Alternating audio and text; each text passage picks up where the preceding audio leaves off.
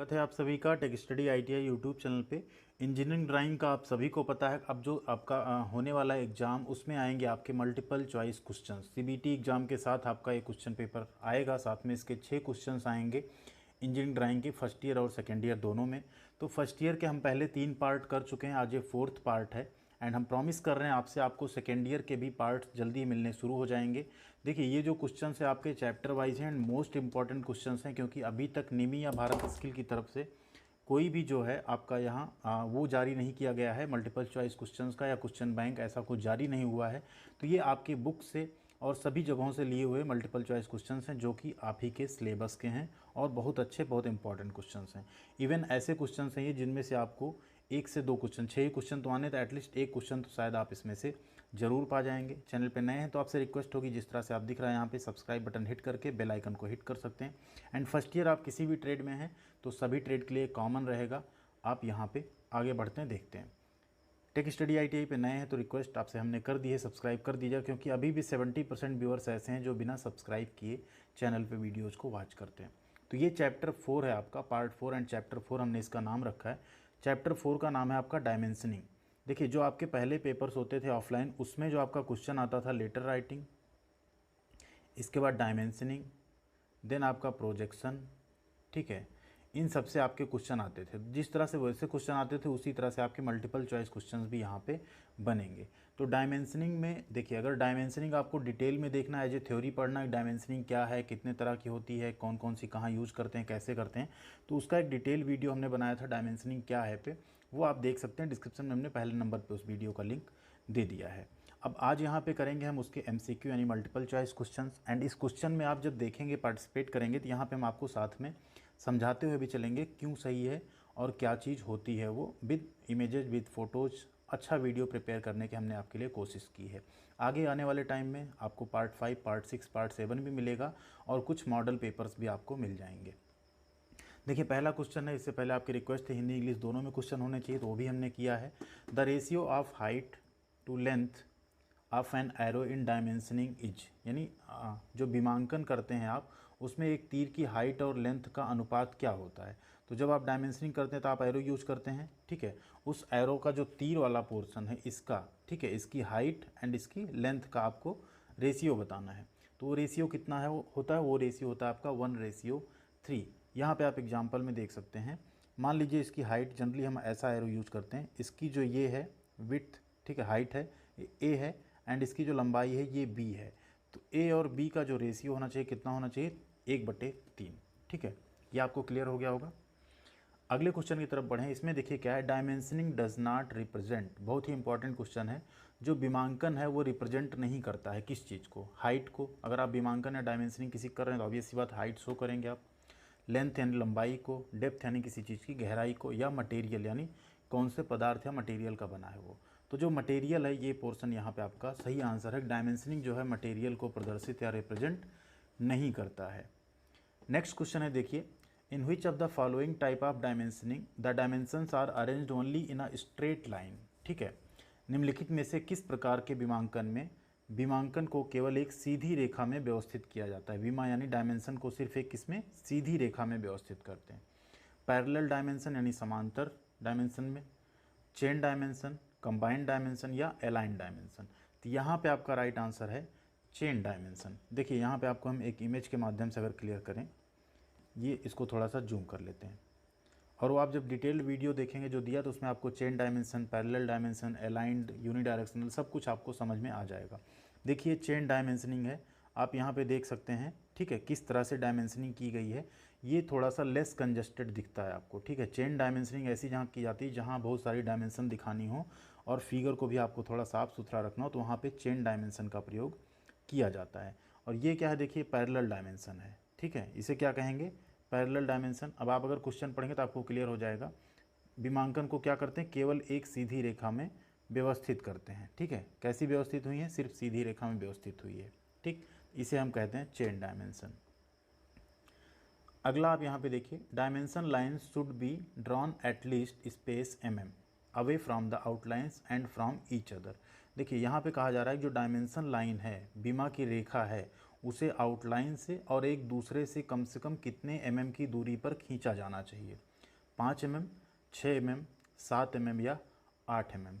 तो यहाँ पे आपका राइट आंसर हो जाता है 8 यानी 8 mm। ठीक है, अब यहाँ पे हम ये शो कर रहे हैं आपको, इसमें ये कहा जा रहा है जैसे ये डायमेंशन लाइन हुई आपकी, ठीक, ये है आउटलाइन मान लीजिए मेन, तो इससे इसकी जो दूरी होनी चाहिए वो कितनी होनी चाहिए, मिनिमम 8 mm आपको रखना है। फिर इससे इसकी दूरी जो आएगी, इससे इसकी दूरी जो आएगी कितनी आएगी, 8 mm आपको मिनिमम रखना है। ठीक है, मिनिमम 8 mm। ठीक, यहाँ पे क्लियर हो गया होगा आपको अभी।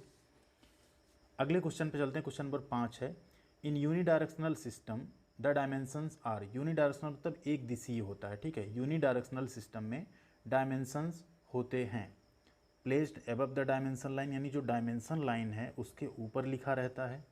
Placed below the dimension line, dimension line के नीचे लिखा रहता है। Placed by breaking the dimension line in the middle, यानी जो डायमेंशन लाइन है आपकी, एक तो ये हो गया इसके ऊपर लिखा है, ठीक है, दूसरा हो गया इसके नीचे लिखा है, तीसरा क्या बोला है, बीच में इसको ब्रेक करके यहाँ पे लिखा है। ठीक, अगला है placed left side of the dimension line. तो यहाँ पे आपका यूनिडायरेक्शनल सिस्टम में क्या होता है, आप यहाँ पहले देख लीजिए, दो सिस्टम होता है, एक होता है अलाइंड सिस्टम, एक होता है यूनिडायरेक्शनल सिस्टम। यूनिडायरेक्शनल में क्या करते हैं, लाइन को बीच में ब्रेक करते हैं, उसके बीचों बीच क्या करते हैं, हम डायमेंशन लिख देते हैं। अलाइंड सिस्टम में हम क्या करते हैं, डायमेंशन के ऊपर हम लिखते हैं, ठीक है, जो डायमेंशन लाइन है उसके ऊपर लिखते हैं। एंड इसमें एक चीज़ ये रहता है कि आप लेफ्ट बॉटम से या यहाँ से दोनों तरफ से ड्राइंग रीड कर सकते हैं, इस केस में और इस केस में। ठीक है, बस यहाँ पे हम क्या करेंगे, डायमेंशन लाइन को बीच में ब्रेक करके लिखेंगे। ये है आपका क्या है, यूनिडायरेक्शनल। ठीक, यहाँ पे आपका क्या हो गया राइट आंसर अभी, कि हम placed by breaking the dimension line in the middle, middle में हम डायमेंशन लाइन को क्या करते हैं, ब्रेक करते हैं, फिर वहाँ पे हम डायमेंशन को लिखते हैं। अगला क्वेश्चन है, देखिए, in aligned system the dimensions are, aligned यानी संरेखित प्रणाली में डायमेंशंस हैं, डायमेंशंस कहाँ रहती हैं, placed parallel to the dimension line, यानी जो डायमेंशन लाइन है उसके पैरेलली प्लेस रहती हैं। Placed perpendicular to the dimension line, placed left side of the dimension line, या placed right side of the dimension line, जो डायमेंशन लाइन है उसके राइट साइड में प्लेस रहती है। देखिए अलाइंड सिस्टम यहाँ हमने ओपन कर दिया, अभी आप कहाँ है, देखिए लाइन के कहाँ पे लिखा हुआ है, ये ऊपर, ठीक है, डायमेंशन लाइन के कहाँ पे लिखे हैं सब, परपेंडिकुलर, ऊपर यानी परपेंडिकुलर, ठीक है, उससे 90 डिग्री पे। तो यहाँ पे राइट आंसर क्या हो जाएगा आपका, ऑप्शन बी, प्लेस्ड परपेंडिकुलर यानी लंबवत टू द डायमेंशन लाइन। लंबवत का मतलब क्या होता है, लाइन यहाँ पे मान लीजिए है जस्ट इसके ऊपर, लाइन ऐसे है तो जस्ट इसके ऊपर, इस तरह से। ठीक, यहाँ तक क्लियर होगा आई होप आपको। अगर कोई भी आपका इसमें डाउट या कोई सजेशन है तो आप ज़रूर कमेंट कीजिएगा, और वीडियो कैसा लग रहा है वो भी ज़रूर कमेंट कीजिएगा आप लोग। अगला क्वेश्चन है, in which system of dimensioning the figures can read from the bottom as well as right hand side of the drawing, विमांकन की किस प्रणाली में, ठीक है, जो आपने मान लीजिए फिगर है, इसके आप क्या बॉटम से भी पढ़ सकें और ड्राइंग के दाहिने हाथ से भी आप क्या कर सकें, पढ़ सकें सीधा सीधा, तो उसे कौन सा सिस्टम कहते हैं, aligned system, unidirectional system, non aligned multi directional system, या पैरेलल सिस्टम। तो यहाँ पे आपका कौन सा सिस्टम है, अलाइंड सिस्टम। इसमें देखिए आप नीचे से भी क्लियर पढ़ पाएंगे क्या लिखा है, ठीक है, नीचे से आप 50, 20, 10 आपको सही दिखेगा, बट ये आपको उल्टे दिखेंगे, इसके लिए आप राइट साइड अगर ड्राइंग घुमा लेंगे तो आप इन डायमेंशंस को पढ़ पाएंगे। ठीक है, तो इसे कहते हैं अलाइंड सिस्टम, अलाइंड सिस्टम। अगले पे चलते हैं, ऑप्शन ए आपका यहाँ पे अलाइंड सिस्टम सही है। फिर से हम एक बार आपसे रिक्वेस्ट करेंगे, अगर आपको डायमेंशनिंग में डाउट है, जो डिस्क्रिप्शन में वीडियो है डायमेंशनिंग के ऊपर डिटेल, आप उसको जाके पढ़ सकते हैं, क्योंकि ये डिटेल्ड वीडियो ना होकर सिर्फ मल्टीपल चॉइस क्वेश्चंस का वीडियो हमने आपके लिए प्रिपेयर किया है।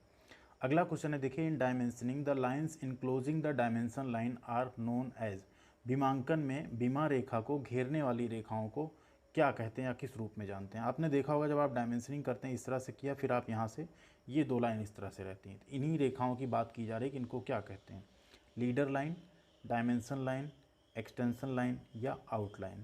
तो इन्हें कहते हैं एक्सटेंशन लाइन। आप यहाँ पे देख सकते हैं ना, ये लाइन है, ये लाइन है, ये सब क्या कर रही है, जो बीमा वाली रेखाएं हैं इनको घेर रही है। ठीक है, तो इसे क्या कहते हैं हम, इसे कहते हैं extension line. Option C, extension line. Next है, देखिए, while dimensioning what should always be written before a point accompanied by a figure if the value of the figure is less than unity। Dimension करते समय यदि मान 1 से कम है तो हमेशा अंक से पहले क्या लिखा जाना चाहिए।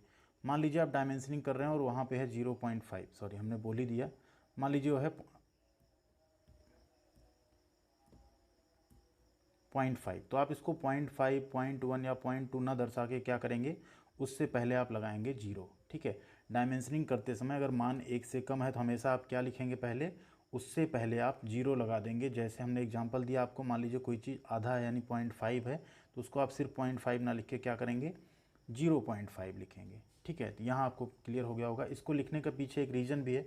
मान लीजिए आपने 0.5 लिखा, अगर किसी ने उसके आगे 1 लिख दिया तो 1.5 हो गया, बट अगर 0.5 है तो ये थोड़ा सा सही रहेगा एंड इसमें थोड़ा सा कन्फ्यूजन या डेसिमल अगर मिट गया, कुछ हो गया, तो वो प्रॉब्लम यहाँ पे नहीं आएगी। ठीक है, for figures having a value less than 1 dimension should be written as 0.5 और 0.3 as per the value. Question number 10 है, देखिए, in which system of the dimensioning the figure can read from the bottom only. देखिए, विमांकन की किस प्रणाली में आप जो फिगर वहाँ पे है उससे सिर्फ कहाँ से पढ़ पाएंगे, नीचे से।